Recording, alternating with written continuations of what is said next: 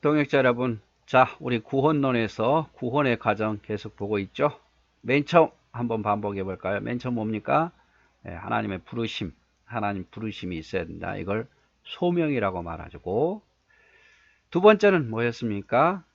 하나님 부르신 다음에 중생, 새롭게 되어지는 거, 거듭남이 있어야 되고, 세 번째가 뭐였습니까?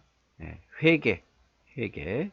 그래서 구원에 있어서 회개는 필수적인 것이다. 반드시 내가 죄인됨을 회개해야 되고 주의 은혜 앞에서 우리가 지정으로 회개를 해야 된다. 그리고 네 번째가 뭐였습니까? 믿음, 확신이죠. 하나님에 대한 약속에 대한 확신, 하나님 살아계시됨에 대한 확신, 내가 구원 얻음에 대한 확신, 이런 확신, 믿음이 우리에게 생기게 됩니다. 그런데 내가 회개라는 것은 내가 의식할 수 있어요. 의식. 그래서 하나님께서 마음을 열으시면 내가 회개했다는 것을 의식할 수는 있는데 그렇게 의식이 되어지지 반드시 시간이 지나면서 우리 사람이 10년, 20년 지나다 보면 그때 내가 하나님 앞에 회개한 것 같은데 이런 생각이 들면서도 조금씩 흐릿해지죠. 그래서 구원파들이 언제 몇 월 며칠 날 네가 회개했느냐 영접했느냐고 물으면 이 회개라는 것이 강력하게 역사에서 기억이 남는 사람도 있지만 대부분 뭐 몇 년도 이 정도 기억하고 그리고 또 강력하게 회개가 일어나지 않는 사람은 내가 분명히 확신은 있는데 몇 월 며칠이라고 말하지 못할 수도 있죠. 믿음도 마찬가지입니다. 믿음. 그때는 분명하게 확실하게 믿었는데 시간이 지나면서 우리가 살다 보니까 이게 좀 흐려질 수도 있다가 그래서 그 믿음의 확신 안에 늘 살기 위해서 우리가 성경도 보고 기도도 해야 된다고 말씀을 드렸습니다. 자, 오늘은 이제 칭의에 대해서 봅니다. 칭의인데 한번 볼까요? 칭의라는 것은 뭔가? 칭의는 죄인을 의롭다고 선언하시는 하나님의 법적 행위라고 정의한다. 칭의는 중생이나 회심이나 성화와 같이 갱생의 행위나 과정이 아니므로 죄인의 상태에서 영향을 미치는 것이 아니라 죄인의 신분에 영향을 준다. 한마디로 말하면 칭의는 꽝꽝꽝 하고 두들겨 주는 거예요. 뭐라고 꽝꽝꽝 두들겨면 이는 하나님의 백성이라고 하나님께서 칭해 주는 거죠. 확인해 주는 거예요. 그게 바로 칭이에요. 그래서 죄인을 이제 의로운 자가 되었다라고 선언해 주는 어떤 법적인 행위예요. 우리가 법정에서 꽝꽝꽝 두들겨 주는 것지만 그래서 칭의를 받았다는 것은 너는 이제 하나님의 의로운 백성이 되었다라는 공포죠, 공포. 그런데 이제 뭐 어떤 그 신분에 영향을 주는 거죠, 신분에. 이제 종에서 이제 자녀로, 죄인에서 의로운 자로 이렇게 신분을 선언해 주는 거예요. 그래서 성화와 차이가 있다면 칭의는 죄인 밖에서 하나님의 법정에서 발생하는 것으로 죄책을 제거해주고 단번에 영원히 완성되는 것인데 성화는 늘 강조하지만 내부에서 일어나는 것으로서 죄의 오염을 제거해주고 계속적으로 일생에 걸쳐서 나타나는 행위예요. 그래서 칭의도 단번에 일어나요. 단번에. 그래서 하나님께서 우리에게 법정에서 하나님의 백성이다, 하나님의 자녀다라고 칭해 주는 거. 근데 성화는 우리 안에 내부에서 계속 일어나죠. 계속되게 하나님 나라 갈 때까지 계속 성화, 하나님 그리스도인으로 닮아가는 과정이 이루어지는 거예요. 그래서 칭의는 중요한 건 하나님께서 죄인을 의롭다고 선언하시는 법적 행위다. 로마서 3장 24절에 그리스도 예수 안에 있는 성령으로 말미암아 하나님의 은혜로 값없이 의롭다 하심을 얻은 자가 되었다. 값없이 의롭다 하심을 얻은 자가 되었다. 값없이.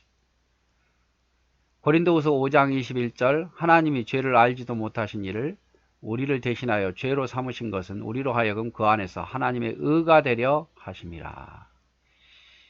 그래서 하나님께서 의롭게 만들기 위해서 법정에서 우리를 의롭다고 칭해 주신 거죠. 자, 칭의 요소에는 두 가지 요소가 있습니다. 소극적 요소, 적극적 요소. 소극적 요소는 뭐냐면요. 네가 이제 죄의 용서를 받았다라고 선언하는 거죠. 너는 이제 더 이상 죄인이 아니라 죄의 용서를 받았다라고 칭해 주는 거예요. 칭해 주는 거. 그리고 이제 적극적 요소는 뭐냐면요. 너가 하나님의 자녀가 됐다. 죄를 용서해 줄 뿐만 아니라 네가 하나님의 자녀가 되었다. 양자로 삼았다라고 선언해 주는 거죠. 그래서 죄사함 받았다. 너는 죄인이 아니다. 라고 선언해 준 것이 소극적 요소라면 너는 이제 죄인이 아닐 뿐만 아니라 더 나아가서 하나님의 자녀가 양자로 삼은 바 되었다라고 선언해 준 것이 바로 칭의의 적극적 요소죠.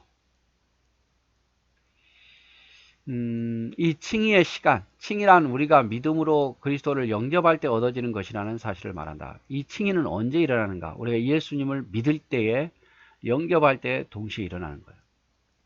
그래서 앞에서 부르심, 그 다음에 중생, 회개, 믿음, 칭의, 이게요 단 한순간에 일어날 수도 있어요.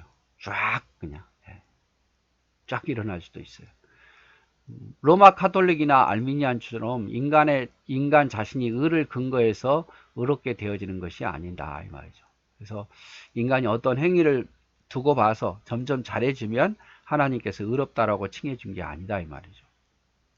이 칭이라는 것은 오직 예수 그리스도를 믿음으로 가능하기 때문에 우리가 어떤 행동을 잘해서 너 의로운 자야 라고 말한 게 아니라 예수 그리스도를 믿음으로 우리가 죄에서 의롭게 되어지는 거기 때문에 예수 그리스도를 믿는 그 순간에 우리는 칭의, 하나님께서 우리를 하나님의 자녀라고 죄가 없다라고 의로운 자가 되었다라고 칭해 주신다 이 말이죠.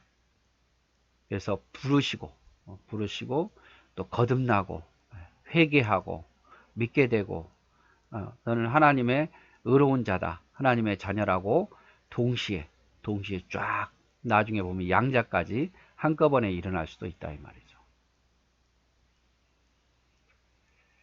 자, 어떤 사람은 영혼으로부터 오는 칭의를 말합니다. 즉 칭의가 하나님의 칭의가 옛날부터 이미 정해져 있다.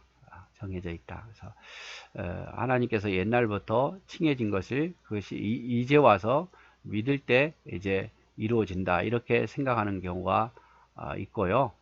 그러니까 바로 지금 믿어서 믿음으로 지금 칭의가 이루어진 게 아니라 옛날부터 과거부터 있었던 것이 이제 칭의가 이루어진다 이렇게 보는 게 있는데 잘못된 거죠.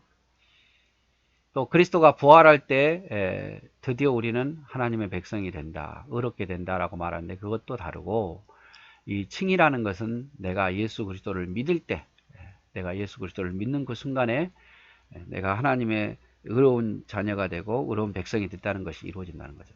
중요한 것은 칭의의 시점이 언제냐. 칭의의 시점은 내가 예수 그리스도를 믿을 때 그 칭의가 이루어진다 이 말입니다.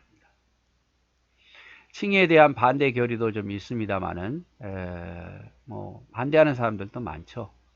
그런데 중요한 것은 이제 말씀을 좀 보고 로마서 3장 28절에 보면 그러므로 사람이 의롭다 하심을 얻는 것은 율법의 행위에 있지 않고 믿음으로 되는 줄 우리가 인정하노라.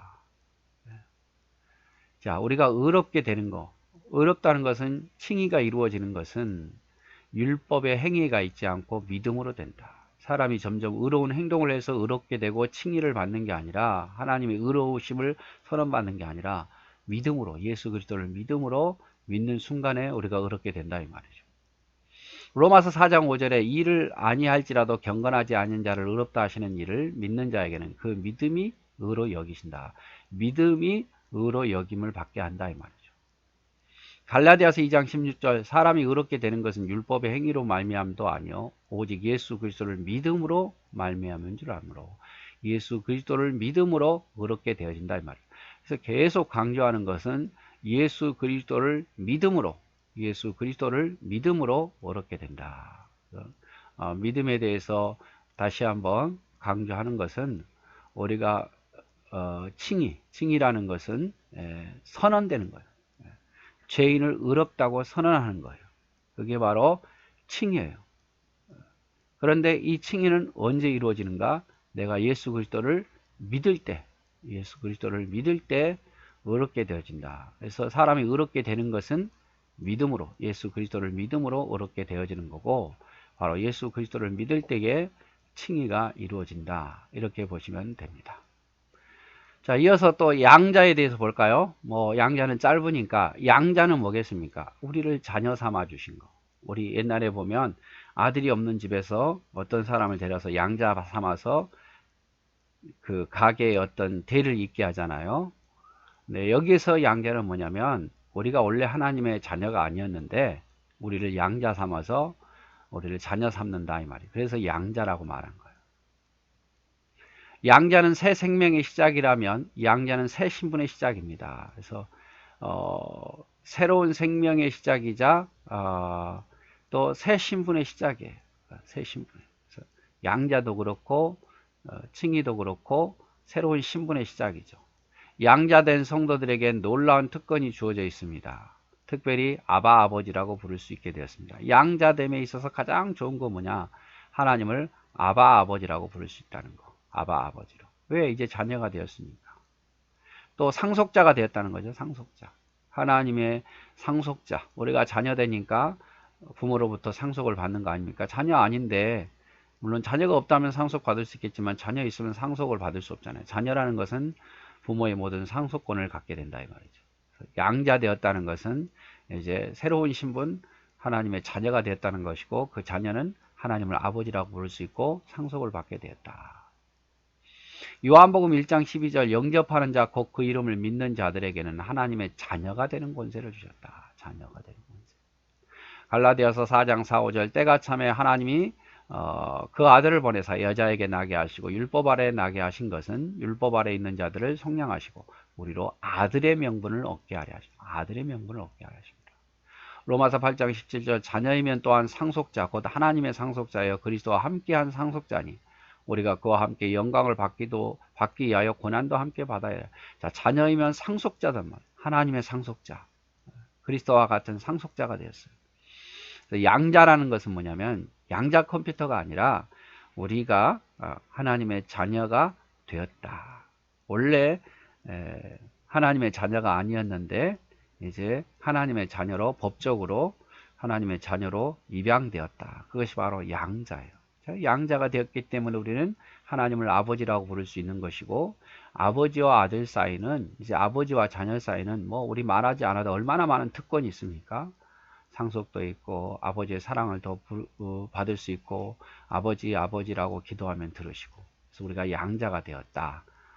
우리가 양자에 대해서 보았습니다. 예, 감사합니다.